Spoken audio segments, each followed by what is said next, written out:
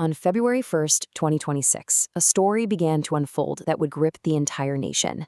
84-year-old Nancy Guthrie simply vanished from her home in a quiet Tucson suburb. And what started out as a friend noticing she'd missed church, well, it quickly spiraled into a high-stakes kidnapping investigation.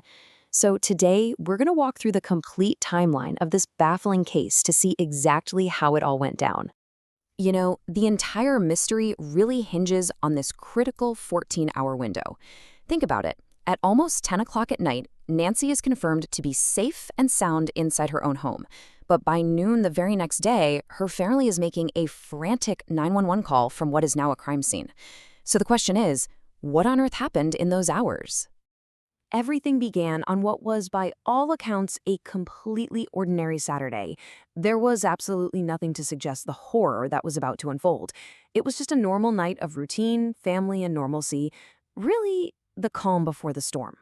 So how do we know all this? Well, investigators pieced together a really precise timeline using things like rideshare logs and family statements. At 5:32 p.m., Nancy grabs an Uber to her daughter's house for dinner.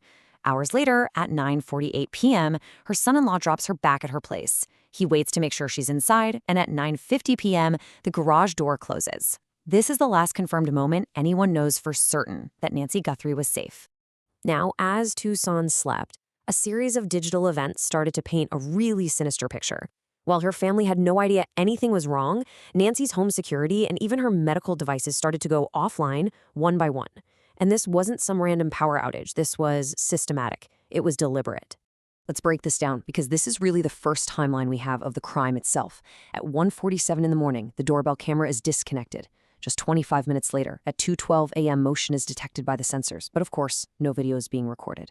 And then at 2:28 a.m., the monitor for her pacemaker, which talks to her phone, it goes silent. The abductor was methodically trying to erase their digital footprint. The first human sign that something was wrong didn't come for hours. A friend calls the family. Nancy was a regular at church, and she wasn't there. So the family rushes to her home, arriving just before noon. They find her purse and phone just left behind. At 12:03 p.m., they make that 911 call. By 12:15, deputies are on the scene, and they immediately find the most disturbing evidence yet: blood on the front porch. DNA tests would later confirm it was Nancy's. So with that confirmation of foul play, the case just exploded. It was no longer a local missing persons report. It became this frantic, very public search involving the family, the FBI, and a series of desperate appeals for any information at all. On February 5th, the FBI officially stepped in, offering an initial reward of $50,000. This really signaled just how seriously federal authorities were taking this case right from the beginning. They knew this was an abduction. And then came this chilling public statement from Nancy's daughter, the well-known journalist Savannah Guthrie. This quote, which they released in a family video, confirmed what investigators had been fearing. The family had received a ransom note. The case was now officially a kidnapping, with active communication from the abductors. Just 5 days after that, the FBI doubled the reward to $100,000. You can just feel the pressure mounting, because despite that ransom demand, there was no proof of life, and every single hour that passed made the search more and more critical. Then, on February 24th, the family took matters into their own hands, putting up a staggering $1 million of their own money for any information that would lead to Nancy's safe return. It was just this heart-wrenching plea, showing they would do anything, literally anything, to get their mother back. The kidnapper tried so hard to cover their tracks by disconnecting that camera, but what they didn't count on was digital forensics. See, despite that blackout, investigators were about to get their very first glimpse of the person at Nancy's door. This part is so crucial. Even though the camera was disconnected and the footage wasn't saved in the usual way, the data wasn't completely gone. Digital forensics experts managed to pull these fragmented image data from the system's cached memory, and what it revealed was this: a masked figure tampering with the camera.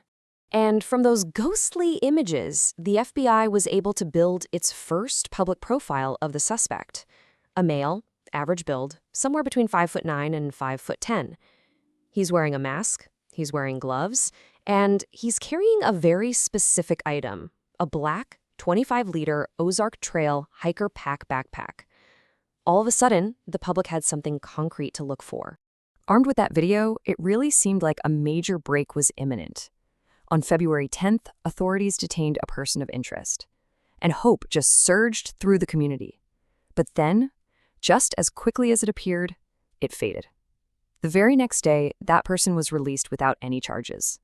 It was a frustrating false alarm and a huge setback. You know, the digital trail wasn't the only one that led to frustration. The physical evidence they collected at the scene and in the area around the house, well, it presented its own set of challenges, creating this pattern of promising leads that ultimately went absolutely nowhere. Then came what looked like a massive breakthrough. Investigators found a glove about 2 miles from Nancy's house, and it appeared to match the one the suspect was wearing in the video. And inside, they found a male DNA profile. I mean, this seemed like the smoking gun, right? But once again, another dead end. They ran the DNA, and it belonged to a worker at a local restaurant. He was quickly cleared, and the glove was ruled out as being connected to the crime. It was another roller coaster of hope and then disappointment for both the family and the investigators. So you might be asking yourself, why haven't they found the suspect's DNA at the crime scene itself? Well, the main reason is something called a mixed DNA sample. The evidence they collected from Nancy's home had genetic material from multiple people, which makes it incredibly difficult for labs to isolate a clean profile of an unknown person. It's like a biological puzzle. But there is still a glimmer of hope on the forensic front. On April 16th, the FBI confirmed they are analyzing a new and what they are calling potentially critical piece of evidence, a hair sample found inside the home. It's such a striking contradiction, isn't it? An abductor sophisticated enough to disable a digital security system may have made the simple, careless mistake of leaving his own DNA behind. And that brings us to today. More than 2 months have passed. The initial frenzy has died down, but for the Guthrie family, the agony is constant. The investigation is still very much active, but the silence is just deafening. So here's where things stand right now. In late February, the FBI shifted its main command post, which signals a move to a more long-term investigation. In March, the family made another plea for renewed attention. And now, deep into April, Nancy is still gone, and police have not publicly named a single suspect. This is the message the Guthrie family continues to send out, and it's just a powerful and heartbreaking plea. They are certain that someone, somewhere, holds the missing piece to this whole puzzle, and they are simply begging that person to find the courage to speak up. And really, that's the question that hangs over this entire case. The high-tech tools, the cameras, the DNA labs, they've all led to these frustrating dead ends. The ransom notes have gone silent. So what's left? Will it be a new forensic breakthrough, or will it be a tip from someone who finally decides to talk? The one certainty in all of this is that a family is waiting, just hoping for an answer.